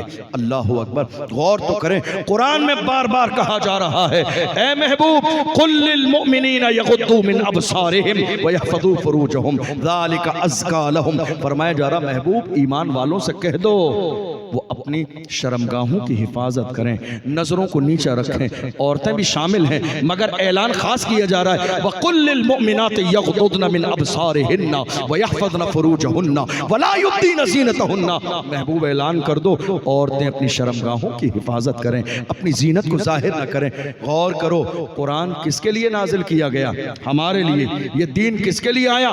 ہمارے لیے. دین آج ہماری زبانوں پر ہے، ہماری زندگیوں میں اسلام کہاں ہے؟ گناہ ہمارے یہاں، شراب ہمارے یہاں، زنا ہمارے یہاں، برائی کے راستے ہمارے یہاں، یہ ساری گناہ والی چیزیں ہمارے یہاں ہیں. پھر بھی ہمیں شکوہ یہ ہے کہ ہماری زندگی میں مشکلات کیوں ہیں، پریشانیاں کیوں ہیں. آپ پوچھیں گے حضرت آپ زنا پر تقریر کر رہے ہیں، اتنا بڑا گناہ ہے، لیکن ہمارے سماج میں یہ گناہ داخل کہاں سے ہوا ہے؟ یہ زنا آیا کہاں سے ہے؟ تو سنیے یہ بیماری قوم مسلم میں کہاں سے شامل ہوئی. میرے آقا نے فرمایا نکاح سستا کرو تاکہ زنا مشکل ہو جائے. نکاح سستا کرو تاکہ زنا مشکل ہو جائے. آپ نے کیا کیا؟ الٹا کر دیا. نکاح اتنا مہنگا کر دیا کہ آج سماج میں زنا عام ہو گیا ہے. نکاح اتنا مہنگا کر دیا. جانتے ہو میرے آقا نے یہاں تک فرمایا مائیں بھی بیٹھی ہیں، ہماری بزرگ بھی بیٹھے ہوئے ہیں جو بیٹیوں کے باپ ہیں. حضور کا فرمان ہے، میرے آقا نے فرمایا اگر کوئی لڑکا یا لڑکی زنا کر لے اور گناہ میں مبتلا ہو جائے ذمہ دار گنہگار اس کے ماں باپ ہیں. یا رسول اللہ ماں باپ کیوں ہیں؟ فرمایا اگر یہ صحیح عمر میں بالغ ہونے کے بعد شادی کر دیتے تو زنا کی نوبت نہیں آتی. ذمہ دار یہ ہیں. ہمارے سماج میں کیا مزاج بنا لیا گیا؟ مائیں ذرا دل کے کانوں سے میری بات سن کے جائیں. کتنی مائیں ایسی ہیں 50 رشتے ہمارے دروازے پر آ گئے مگر رشتہ اس لیے لوٹا دیا گیا نہیں لڑکا سرکاری نوکر نہیں ہے، رشتہ نہیں دیا جائے گا. تمہیں آزاد کا وارہ نہیں ہے، آزاد پسند نہیں ہے، تمہیں نوکری کرنے والا صرف نوکر چاہیے. نوکر نہیں ملے گا، ارے نوکر نہیں ملے گا رشتہ نہیں کریں گے. نوکر کس لیے چاہیے؟ وہ زیادہ پیسے کمائے گا. نہیں میرے انسان، نہیں میرے عزیز تو نادانی کر رہا ہے. یہ مت سوچ کہ تیری بیٹی کو رزق دینے والا یہ لڑکا ہے، رزق دینے والی رب کی ذات ہے. یہ شوہر ہے، ذریعہ اور وسیلہ ہے، رزق دینے والی ذات میرے رب کی ہے. یہ نہ سوچو کہ لڑکا سرکاری نوکر ہو، بلکہ یہ سوچو کہ لڑکا شریف ہو، دیندار ہو، شرابی نہ ہو، جواری نہ ہو، عیاش نہ ہو، مکار نہ ہو، بدکار نہ ہو، گناہوں کی دہلیز میں قدم نہ رکھا ہو. دیندار لڑکا ملے اپنی بیٹی کو نکاح کے ساتھ رخصت کر دو. اور کئی بار ہم نے کئی جگہ جلسوں میں گئے، لوگوں نے کہا حضرت آپ سب جگہ تقریر کرنے جاتے ہیں، کوئی اچھا رشتہ ہو بتائیے گا. ایک دن وہ ملے، ہم نے کہا ایک رشتہ ہے. بتا دیا کیسا رشتہ ہے. سن رہے میری بات سمجھ آ رہی ہے آپ کو؟ رشتہ کیسا ہے؟ ہم نے کہا بہت اچھا رشتہ، بتائیے۔ ہم نے کہا رشتہ اتنا اچھا ہے، لڑکی 5 وقت کی نمازی ہے، فجر کے بعد روزانہ قرآن کا 1 پارہ پڑھتی ہے، باپ حاجی صاحب ہیں، بھائی پلے داری مزدوری کرتا ہے، رزق حلال کما کے لاتا ہے، بہت کروڑ پتی تو نہیں ہے لیکن دیندار گھرانہ ہے، حلال کھاتے ہیں، شراب جوئے سکتے تمام گنہگاروں سے غلط کاموں سے دور ہیں۔ سب کچھ بتا دیا۔ کہتے ہیں حضرت کوئی اچھا رشتہ بتائیے۔ کیا اچھا رشتہ بتائیے؟ ہم نے کہا کھل کے کہیے، اس اچھے کو لفظ مالداری سے تبدیل کر دیجئے کہ مالدار رشتہ بتائیے، اس سے اچھا رشتہ کیا ملے گا؟ آج کے زمانے میں لڑکی 5 وقت کی نمازی ہے، اس سے اچھا رشتہ کیا ملے گا؟ لڑکی قرآن فجر کے بعد پڑھ رہی ہے، اس سے اچھا رشتہ کیا ملے گا؟ باپ حاجی ہے، 5 وقت کا نمازی ہے، بیٹا رزق حلال کماتا ہے، اس سے اچھا رشتہ کیا ملے گا؟ میں تو حیران ہوں ان بوڑھے ماں باپ کی عقلوں پر جو شادی سے پہلے رٹ لگائے بیٹھے ہیں، بیٹے کو 4 ویلر چاہیے۔ ارے نادان اور غافل ماں باپ، سنو تو صحیح، یہ 4 ویلر تمہیں استعمال کرنے کو نہیں ملے گی۔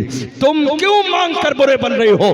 تم کیوں مانگ کر ظلم کر رہے ہو؟ تم کیوں مانگ کر اپنے بیٹی کی زندگی تباہ اور بربادی کے تہانے پر لے جا رہے ہو؟ نہیں میرے عزیزو، کسی کے دینے سے زندگی نہیں گزرتی ہے، صحیح معنی میں دینے والی ذات میرے رب کی ہے۔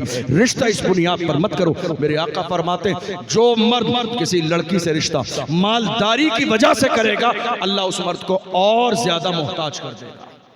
حدیث میں لکھا ہے، میں نے اپنی طرف سے نہیں کہا، جو لڑکا لالچ میں مالداری کے شادی کرے گا۔ آج ہوا کیا؟ ہماری بچیاں جوان ہو گئیں مگر ہم نے جہیز کا سامان اکٹھا کرنے کے بہانے بیٹیوں کو رخصت نہیں کیا، اور اگر ہمارے بیٹے جوان ہو گئے، ہم نے دولت کے نام پر کہ نہیں صاحب انتظام نہیں ہوا ہے تو ہم اس کے بعد شادی کریں گے۔ نہیں میرے عزیزو، اسلام نے یہ مزاج دیا، تم اپنے بیٹے کو بالغ ہو جانے کے بعد میں ذمہ داری اس پر ڈال دو۔ یہ مت سوچو کسی غریب کی بیٹی آئے گی، انتظام کہاں سے ہوگا؟ جس طرح رزق اللہ تمہیں دیتا ہے، آنے والی بیٹی کا رزق بھی اللہ کے اختیار میں ہے، دینے والی میرے رب کی ذات ہے۔ لیکن کوشش کرو تم شادی جلدی کرو گے۔ میرے رسول نے فرمایا بہترین نکاح وہ ہے جس میں دولت کم خرچ کی جائے، بہترین شادی وہ ہے جس میں پیسے کم خرچ کیے جائیں۔ نقصان کیا ہے زیادہ کا معلوم ہے آپ کو؟ مثال کے طور پر ایک شخص کی حیثیت شادی میں اپنی بیٹی کے 1 لاکھ روپے خرچ کرنے کی، کتنی؟ سب بولیے، 1 لاکھ روپے خرچ کرنے کی حیثیت ایک انسان کی، خرچ کتنے کیے اس نے؟ 10 لاکھ۔ یہ 9 لاکھ کہاں سے آئے؟ بھائی نے دیے، چاچا نے دیے، ماموں نے دیے؟ آج دور ایسا آ گیا لوگ مر جاتے ہیں، علاج کرانے کے لیے کوئی 10,000 روپے نہیں دیتا ہے۔ 10 لاکھ کون دے دے گا محبت میں؟ ہمیں بات سمجھ میں آ گئی، یہ 10 لاکھ کسی نے دوستی میں نہیں دیے ہیں، یہ 9 لاکھ روپے آپ بازار سے سود پر لے کر آئے ہیں، جھوٹی شان دکھانے کے لیے تاکہ لوگ آپ کی تعریف کریں۔ آپ نے کبھی غور کیا نقصان کیا ہے اس جھوٹے دکھاوے کا؟ جتنی حیثیت ہے اتنا ظاہر کیجئے، دکھاوا ہمیشہ تکلیف دیتا ہے، دکھاوا ہمیشہ رلاتا ہے۔ آپ چادر سے زیادہ پیر نہ پھیلائیے، میرے آقا نے اس چیز کو پسند نہیں فرمایا۔ 9 لاکھ روپے آپ سود پر لے کر آئے اور آپ نے 10 رنگ کا کھانا بنا دیا سود کے پیسوں سے۔ حرام ہے حرام، سود لینا بھی حرام ہے، سود دینا بھی حرام ہے، سود کے پیسوں سے بنایا ہوا کھانا بھی حرام ہے۔ کیا کر رہے ہیں؟ کھانا تم نے لگا دیا، ایک نمازی پرہیزگار پوری زندگی بھوکا اور پیاسا رہا مگر ایک لقمہ بھی مال حرام نہ کھایا، لیکن تمہارے ولیمے میں آ کے اس نے حرام کا لقمہ کھا لیا۔ مسجد کا امام بھی تمہاری دعوت میں ہے، مفتی صاحب بھی تمہاری دعوت میں ہے، پیر صاحب بھی تمہاری دعوت میں ہے۔ اللہ اکبر، غور تو کرو یہ نقصان کتنا بڑا ہو رہا ہے، یہ بات کتنی بری ہو رہی ہے۔ نہیں میرے عزیزو، میرے آقا نے اس چیز کو پسند نہیں فرمایا ہے۔ خبردار خبردار، اللہ دکھاوے کو پسند نہیں کرتا ہے، اس لیے حیثیت 1 لاکھ کی ہے تو شادی 1 لاکھ کی کرو۔ آج آپ کو معلوم ہے، غور کیجئے گا، میرے رسول نے خاتون جنت کی شادی میں میرے آقا چاہتے، میرا ایمان ہے جنت کے خزانے دے دیتے، جنت کی کنجیاں دے دیتے، مگر پیغمبر نے ایسا نہیں کیا، جو کہ امت کے غریبوں کا خیال آ گیا تاکہ لوگ دلیل نہ بنا لیں۔ ہم وہ کام کیوں کر رہے ہیں جو اسلام سے ہمیں دور کرتا ہے، جو قرآن سے ہمیں دور کرتا ہے، جو شریعت سے ہمیں دور کرتا ہے؟ نہیں میرے عزیزو، آج کیا ہو رہا ہے معلوم ہے آپ کو؟ ہماری شادی میں جب ہماری بیٹیاں رخصت ہونے لگتی ہیں تب کیا ہوتا ہے؟ 4 بھائی ہیں تو وہ चारों भाई कुरान लेकर अपने हाथों में, बहन निकल रही है, उसके सर के ऊपर कुरान पकड़ के जा रहे हैं। शायद आप क्या होता है नहीं होता है मुझे नहीं मालूम, कुरान पकड़ के रस्म के तौर पर उनसे पूछा गया तुम्हारी बहन की शादी के बाद, निकाह के बाद रुखसती हो रही है, ये कुरान पकड़ के कहाँ जा रहे हो? कह रहे हम ये चाहते हैं हमारी बहन की रुखसती कुरान के साए में हो, कुरान के साए में हो। अफसोस तुम्हारा वलीमा कुरान के साए में न हुआ, तुम्हारी शादी कुरान के साए में न हुई, तुम्हारी सगाई कुरान के साए में न हुई। तुमने 6 महीने पहले शादी घर में सोफा लगा के एक लड़के और लड़की को, बहन को बिठा दिया था सगाई की अंगूठे पहनाने के लिए। किसी मुफ्ती से जाके मसला पूछा कि इस्लाम में ये हराम है, नाजायज है, गुनाह है, ज़िना का एक हिस्सा है, इसलिए कि सगाई की इस्लाम में कहीं से कहीं तक कोई गुंजाइश नहीं है। ये सगाई हमारे यहाँ फिल्मों से आई है, ड्रामों से आई है, वरना जब तक निकाह और शादी ना हो जाए एक मर्द किसी गैर औरत के हाथ को पकड़ ही नहीं सकता है, उसके हाथ में अंगूठी पहना ही नहीं सकता है। पिछले दौर में हमने देखा जब रिश्ते होते थे तो सबसे पहले कुरान तोहफे में लड़की के लिए भेजा जाता था कि बरकत के एतबार से शुरुआत रिश्ते की कुरान से हो। आज हमारा दौर बदल गया, हम सबसे पहले मोबाइल फोन भेज रहे हैं ताकि हमारे रिश्ते की शुरुआत मोबाइल फोन से हो। किस काम के लिए? रात के 4-4 बजे तक मोबाइल फोन इस्तेमाल कर रही है हमारी बेटी और हमारे बेटे। कौन नहीं जानता है? क्या लड़की की माँ नहीं जानती है कि लड़की क्या कर रही है? क्या लड़के का बाप और उसके घर वाले नहीं जानते हैं क्या कर रहे हैं? याद रखना ये भी ज़िना का एक हिस्सा है, और जितने लोग जानते हैं वो सब के सब इस गुनाह में बराबर के शरीक है। तुम सोच रहे हो आज सलाहुद्दीन अय्यूबी पैदा क्यों नहीं होते, आज टीपू सुल्तान पैदा क्यों नहीं होते, आज औरंगजेब आलमगीर पैदा क्यों नहीं होते, आज अर्तुगरुल गाजी पैदा क्यों नहीं होते? बात सिर्फ इतनी है, जब माएँ किरदार वाली होती थी तो बेटा सलाहुद्दीन पैदा होता था, जब माएँ हया वाली होती थी तो बेटा टीपू सुल्तान पैदा होता था, जब माएँ हया वाली और पर्दे वाली होती थी तब जाके बेटा अर्तुगरुल गाजी पैदा होता था, जब माएँ तहज्जुद गुजार होती थी तब जाके बेटा तारिक इब्न ज़ियाद बनता था। आज हमारे घरों में ज़बानी तौर पर इस्लाम बाकी है लेकिन प्रैक्टिकल हमारे घरों में इस्लाम बाकी नहीं है। काश कि हमने अपने घर में बेटियों को मोबाइल फोन नहीं हाथ मिला के पर्दा दिया होता तो हमारे घर का हाल ये ना होता जो आज हमारे घर का हाल हो गया। जरूरत इस बात की है, बेटियों से आप क्या समझ रहे हैं? इस्लाम ने मना किया है बेटियों से मोहब्बत करने का। जितनी इज्जत बेटी को इस्लाम ने दी है दुनिया का कोई मजहब दे ही नहीं सकता है। कुरान पढ़ो तो सही, दीन सीखो तो सही, हदीस पढ़ो तो सही। हदीस में है इज़ा दखलत अला नबी सल्लल्लाहु अलैहि वसल्लम फ़क़ाम इलैहा फ़क़ब्बलहा व अजलसहा फ़ी मजलिसिही। शान ये है बेटियों की, मेरे नबी की बारगाह में खातून जन्नत जब आती थी तो मेरे नबी इस्तकबाल में उठ के खड़े हो जाते थे मेरे नबी, अपनी जगह बिठाते, हाथ चूमते, पेशानी चूमते और मेरे नबी ऐलान फरमाते फातिमा तो बिदअतु मिन्नी, फातिमा मेरे जिगर का टुकड़ा है। आपको एक छोटी सी बात बताऊं, माइक में आवाज तो बिल्कुल खत्म हो गई। आपको एक छोटी सी बात बताऊं, आज हालत यह है तलाक बहुत ज्यादा हो रही है इस वक्त, बहुत ज्यादा आज हमारे समाज में तलाक हो रही है। हमने सर्वे किया, मैं तकरीबन 5 साल से दारुल इफ्ता में बैठता हूँ राजस्थान में।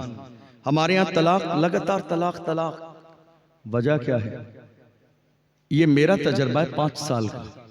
आज तलाक की सबसे बड़ी जिम्मेदार कौन है? आप कहेंगे लड़की खराब है, कोई कहेगा लड़का खराब है, कोई कहेगा घर का माहौल खराब है।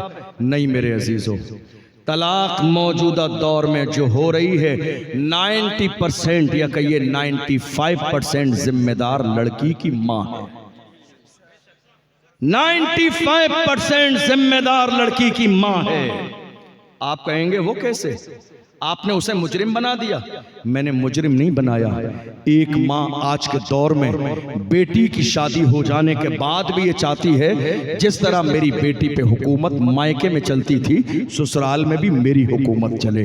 वो मेरी मर्जी से जाए, मेरी मर्जी से आए, मेरा कहना माने। मैं कहूँ आ जा तो आ जाए, मैं कहूँ चली जा तो चली जाए। जिस माँ के अंदर ये मिजाज होगा उसकी बेटी का घर कभी शादो आबाद नहीं होगा। अब तुम्हारी हुकूमत حکومت نہ چلے گی۔ اللہ کا قرآن کہتا ہے الرجال قوامون علی النساء، اللہ نے شادی کے بعد حاکم مرد کو بنایا ہے۔ اب تمہارا کہنا نہیں مانے گی، اب اپنے شوہر کی اطاعت کرے گی، محبت کرے گی، تمہارے گھر آئے گی، احترام کرے گی، تم سے ملے گی، لیکن حکومت چلانے کی کوشش نہ کرو۔ اللہ اکبر۔ آج ہمارے یہاں بہت سارے گھروں کی طلاق ہو گئی۔ آپ کہو گے حضرت طلاق کیسے ہو رہی ہے؟ میں بتاؤں آپ کو، سن کے جائیے گا دل کے کانوں سے، طلاق ہو کیوں رہی ہے؟ ایک بڑی وجہ کیا ہے؟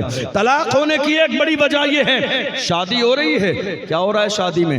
ڈھول بج رہا ہے، ڈی جے بج رہے ہیں، باضابطہ پارٹی آ رہی ہے، اور مسجد کا امام اگر منع کر دے تو امام بدلا جاتا ہے، مگر شریعت کے خلاف کام نہیں بدلا جاتا ہے۔ امام کو بدل دو، کمیٹی کہتی ہے امام بدل دو، امام بدل دو، دوسرا امام لاؤ۔ ارے نادان انسان، امام کو بدلنے سے مسئلہ حل نہیں ہوگا۔ جو دوسرا عالم آئے گا اگر وہ غیرت والا ہے تو وہی کہے گا جو پہلا امام کہتا تھا۔ ڈھول باجے کل بھی حرام تھے، آج بھی حرام ہے، اور صبح قیامت تک حرام رہے۔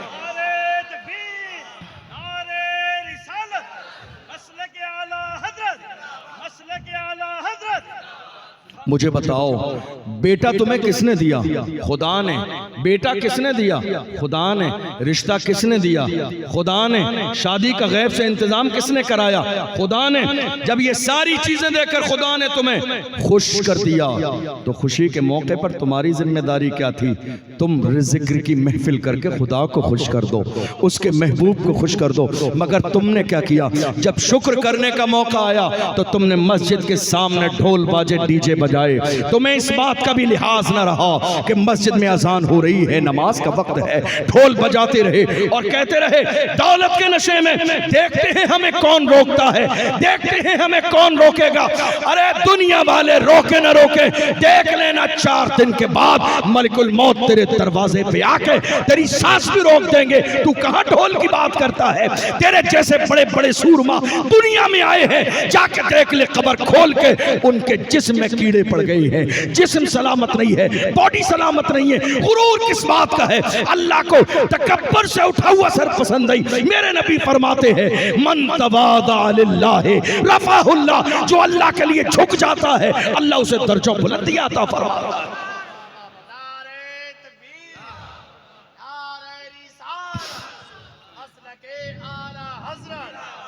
میرے آقا صلی اللہ علیہ وسلم نے فرمایا جس کام کی شروعات، دیکھو طلاق کہاں سے ہو رہی ہے، جس کام کی شروعات اللہ کے ذکر سے ہوتی ہے وہ ادھورا نہیں رہتا ہے، پورا ہوتا ہے۔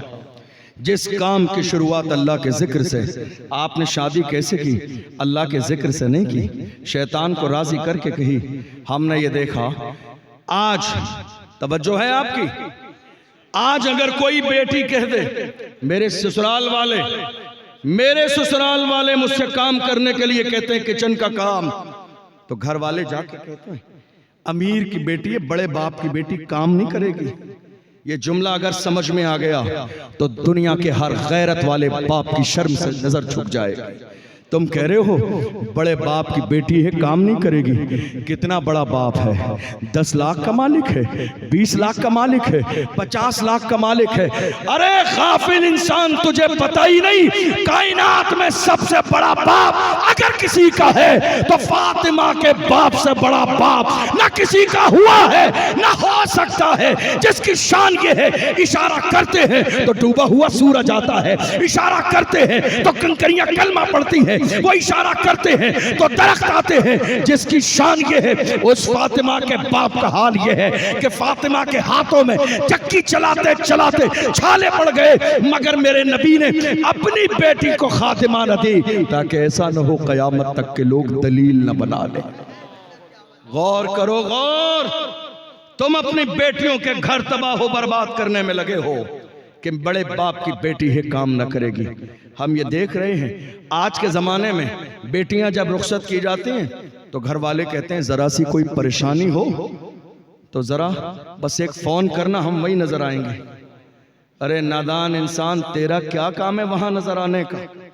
کوئی غیرت مند باپ بیٹی کے گھر پنچایت کرنے نہیں جاتا ہے، کوئی غیرت مند بھائی اپنی بہن کے گھر پنچایت کرنے نہیں جاتا ہے.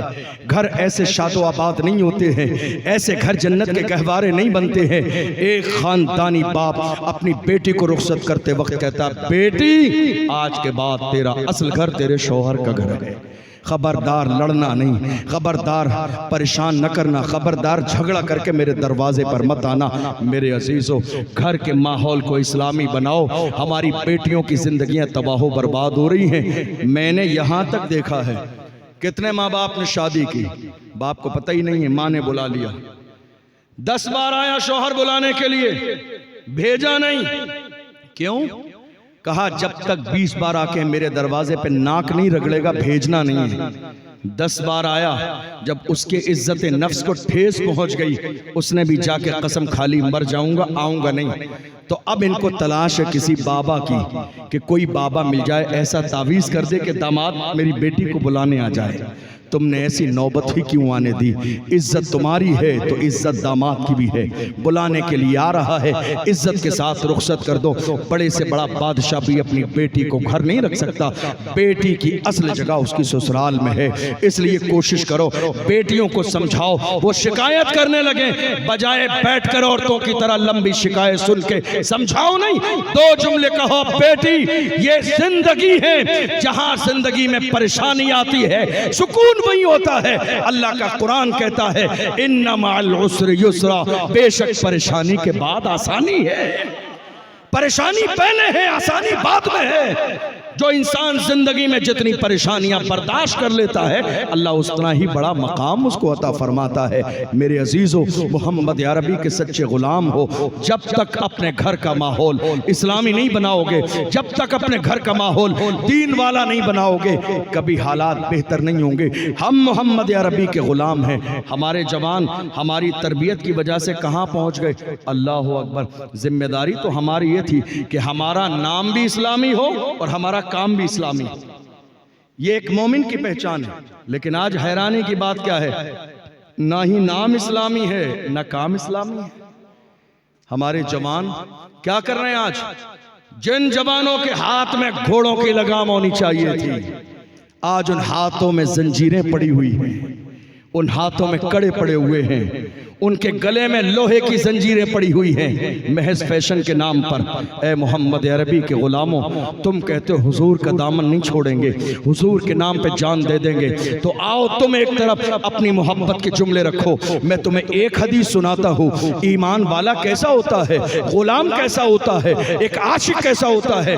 ایک جانثار حضور کی بارگاہ میں آئے, سونے کی انگوٹھی پہن کر آ گئی. مرد کے لیے سونا پہننا حلال نہیں ہے. میرے نبی نے ناراضگی کا اظہار فرمایا, اتار کر پھینک دی کہ مرد کے لیے جائز نہیں ہے. حضور تشریف لے گئی, محفل ختم ہوئی, وہ بھی جانے لگے. لوگوں نے کہا جو تمہاری انگوٹھی پھینک دی ہے اٹھا کے لے جاؤ, تمہارے لیے جائز نہیں ہے, گھر کی عورتیں پہن لیں گی, ان کے کام آئے گا. دیکھو ایمان والے کیسے ہوتے ہیں. انہوں نے کہا اللہ کی عزت کی قسم, جو چیز میرے نبی کو پسند نہیں, جو چیز میرے آقا کو پسند نہیں, جو چیز رحمت للعالمین کو پسند نہیں, اس کو اٹھانا تو بڑی بات ہے, اس کی طرف دیکھنا بھی میری محبت کو گوارا نہیں ہے. اس کو اٹھانا تو بڑی بات ہے, اس کی طرف دیکھنا بھی میری محبت کو گوارا نہیں ہے. یاد رکھنا, ہم اللہ والوں کے دامن سے وابستہ کیوں ہوتے ہیں, ہم مرید کیوں بنتے ہیں, کسی اللہ والے کے غلام اس کے شیدائی اور فدائی کیوں بنتے ہیں. ہم اللہ والوں کے دامن سے وابستہ اس لیے ہوتے ہیں کہ ہمیں سلسلے کا فیض ملے, ہم گناہوں سے دور ہو کے ہدایت کے راستے پر عمل کرنے لگے.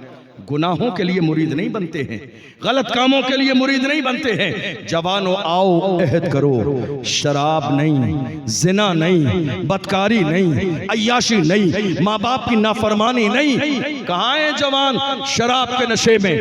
کیا کہا میرے نبی نے؟ جوان کہہ رہے ہیں حضرت شراب نہیں ہے, انرجی ڈرنک ہے. نام بدل دینے سے شراب کی حرمت میں کمی نہیں آئے گی.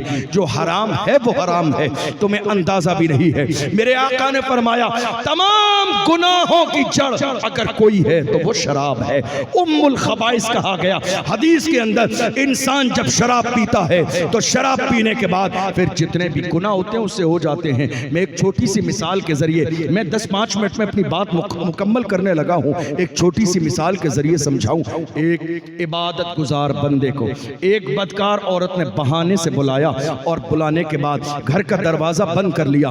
جب وہ نیک انسان داخل ہوا تو نیک انسان کے داخل ہونے کے بعد دروازہ بند کیا، اور دروازہ بند کرنے کے بعد اس نے کہا اب تجھے جانے نہیں دوں گی سلامت، تیرے پاس 3 آپشن ہیں۔ سن رہے ہیں آپ؟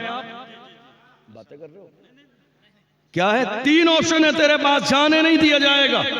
پہلا آپشن، ایک بچہ ہے، یا تو اسے قتل کر دے، ایک پیالے میں شراب ہے، یا تو شراب پی لے، یا میرے ساتھ زنا کر لے۔ یہ 3 آپشن ہے تیرے پاس، تینوں میں سے کوئی ایک کرنا پڑے گا ورنہ جانے نہ دیا جائے گا۔ شور مچا دوں گی، تو نے میرے ساتھ زیادتی کی ہے تو تو بچ نہیں پائے گا۔ عزت دار انسان کو اپنی عزت بڑی پیاری ہوتی ہے، وہ کسی بھی قیمت پہ نہ تو قتل کرنے کے لیے تیار، نہ زنا کرنے کے لیے تیار۔ آخر میں اس کے دل میں خیال آیا، اس کو لگا کہ سب سے چھوٹا کام ہے، ایک پیالہ شراب اٹھا کے پی لوں، نہ قتل کرنا پڑے گا نہ زنا کرنا پڑے گی۔ اللہ اکبر! شراب کا پیالہ اٹھا کے پینے کے بعد اس نے شراب کے نشے میں اس بیٹے کو بھی قتل کیا، اس عورت سے زنا بھی کیا جس کام کے لیے وہ شراب پینے سے پہلے راضی نہیں تھا۔ غور تو کرو، شراب کے نشے میں انسان، شراب کے نشے میں نہ ہونے سے پہلے جس کام کے قریب کرنا نہیں چاہتا ہے، مگر شراب کے نشے میں زنا بھی کر رہا ہے، شراب کے نشے میں قتل بھی کر رہا ہے۔ غور تو کرو، میرے نبی نے اسی لیے فرمایا تمام برائیوں کی جڑ یہ شراب ہے، تمام برائیوں کی ماں یہ شراب ہے، فتنوں کا منبع یہ شراب ہے۔ جو انسان شراب کا عادی ہو جاتا ہے اس کی دعائیں رد کر دی جاتی ہے، جو انسان شراب کا عادی ہو جاتا ہے، بلکہ میرے نبی نے یہاں تک فرمایا شب برات کی عظیم رات، سنا ہے آپ نے؟ نہیں سنا ہے؟ قبیلہ بنو کلب کی بھیڑ کی بکریوں کے بالوں کے برابر جہنمیوں کو جنتی بنایا جائے گا، مگر شراب پینے والا اس رات میں بھی بخشا نہیں جائے گا، زنا کرنے والا اس رات میں بھی بخشا نہیں جائے گا جب تک کہ وہ سچے دل سے اللہ سے توبہ نہ کر لے۔ جوانوں، تم شراب پیتے ہو، کیا سوچ رہے ہو کوئی دیکھ نہیں رہا ہے؟ ارے تمہارا ایمان کمزور کیسے ہو سکتا ہے؟ تمہیں پیدا کرنے والا پروردگار دیکھ رہا ہے، اور اگر تم نشہ کرنا چاہتے ہو تو میں تمہیں نشہ کرنے سے روکوں گا نہیں، مشورہ صرف اتنا ہے، نشہ کرنا ہے دل کھول کے نشہ کیا کرو، لیکن لوکل والا نشہ مت کیا کرو جس کو کرنے سے لوگ نالی اور نالے میں گر جاتے ہیں۔ نشہ کرنا ہے وہ نشہ کرو جو بلال حبشی نے کیا، جو سلمان فارسی نے کیا، جو صہیب رومی نے کیا، جو حضرت عمار ابن یاسر نے کیا، جو حضرت سمیہ نے کیا۔ کون ہے بلال؟ نشے میں ہے مصطفیٰ کے، مارا جاتا ہے، گھسیٹا جاتا ہے، پڑا جاتا ہے، مگر حال یہ ہے پکار کے کہتے ہیں تو ہو کہ ترش رو مجھے کالی ہزار دے، یہ وہ نشہ نہیں جسے ترشی اتار۔ محبت رسول کا نشہ کرو، عشق رسول کا نشہ کرو، حضور کی غلامی کا نشہ کرو۔ جب تم حضور کی محبت کا نشہ کرو گے مر جاؤ گے، اس ویل چیئر پہ بیٹھنے والے مرد قلندر کی طرح جب تمہارا جنازہ نکلے گا تو دنیا پکار کے کہے گی عاشق کا جنازہ ہے ذرا دھوپ سے نکلے، محبوب کی گلیوں سے ذرا گھوم کے نکلے۔ اور جب قبر میں اتارا جائے گا تو عاشق کہیں گے زمین میلی نہیں ہوتی، زمن میلا نہیں ہوتا، محمد کے غلاموں کا کفن میلا نہیں ہوتا۔ اور کوشش کرو نظروں کی حفاظت۔ تقریر ختم ہو گئی ہے میری، بس آخری جملے پیغام دے رہا ہوں۔ نظروں کی حفاظت۔ مجھ سے ایک صاحب نے کہا اطمینان سے بیٹھیے، جب آئیں گے تبھی ختم کریں۔ اب حالت یہ ہے کہ حضرت ہم یہ چاہتے ہیں، توجہ ہے آپ کی حضرت، دعا کر دیجئے۔ کس بات کی دعا؟ ہم یہ چاہتے ہیں کہ خواب میں ہمیں مصطفیٰ کا دیدار ہو جائے۔ کیا ہو جائے؟ کون کون چاہتا ہے ذرا ہاتھ اٹھا کے بتائیے۔ سنا ہے آپ ہر عاشق کے گھر تشریف لاتے ہیں، میرے گھر میں بھی ہو جائے چراغاں یا رسول اللہ۔ ہر کلمہ پڑھنے والا، ہر ایمان والا یہ چاہتا ہے مصطفیٰ کا دیدار ہو جائے۔ میں آپ سے بار بار اس لیے کہہ رہا ہوں، آپ سمجھ رہے جاگ رہے، تاکہ میں چاہتا ہوں کہ ایک ایک بات آپ کے دل پر نقش ہونی چاہیے، تاکہ آج کا یہ جلسہ کامیاب ہو اور ہم کچھ نہ کچھ چند باتیں دین کی سیکھ کر جائیں۔ وہی جلسہ کامیاب ہے جس جلسے سے دین کی 4 باتیں سیکھ کے آپ چلے جائیں گے۔ جوانوں نے کہا حضرت دعا کر دیجئے، میں حضور کا دیدار کرنا چاہتا ہوں۔ میں نے کہا وہاں نوازنے میں کمی نہیں ہے، وہاں فاصلوں کی زیادتی سے عنایتوں میں کمی نہیں، کوئی دور رہ کے اویس ہے، کوئی پاس رہ کے بلال ہے۔ وہاں نوازنے میں کمی نہیں ہے، لیکن ذرا گریبان جھانک کے دیکھو، کیا تمہاری نظریں اور آنکھیں ہیں اس قابل کہ تم یار کا چہرہ دیکھو؟ جن آنکھوں نے دن کے اجالے میں اور رات کے اندھیرے میں انٹرنیٹ پر زنا کے مناظر دیکھے ہو، جن آنکھوں نے گناہ کے مناظر دیکھے ہوں، کیا وہ آنکھیں اس قابل ہیں جو یار کا چہرہ دیکھے؟ اور جن کی آنکھوں میں واقعی حیا ہوتی ہے، پاکی ہوتی ہے، وہ وقت کا محدث اور فقیہ جلال الدین سیوطی بیداری کے عالم میں 70 بار حضور کا دیدار کرتا ہے۔ اور میرا امام ہم سنیوں کی جان امام احمد رضا خان یار کی چوکھٹ پہ کھڑے ہو کے کہتے ہیں اٹھا دو پردہ دکھا دو چہرہ کہ نور باری حجاب میں ہے، زمانہ تاریک ہو رہا ہے کہ مہر کب سے نقاب میں ہے۔ اور جب تھوڑی دیر دیدار نہ ہوا تو پزمردہ دل سے کہتے ہیں وہ سوئے لالہ زار پھرتے ہیں، تیرے دل اے بہار پھرتے ہیں، جو تیرے در سے یار پھرتے ہیں، در بدر یوں ہی خار پھرتے ہیں۔ آہ کل عیش تو کیے ہم نے، آج وہ بے قرار پھرتے ہیں، اس گلی کا گدہ ہوں میں جس میں مانگتے تاجدار پھرتے ہیں۔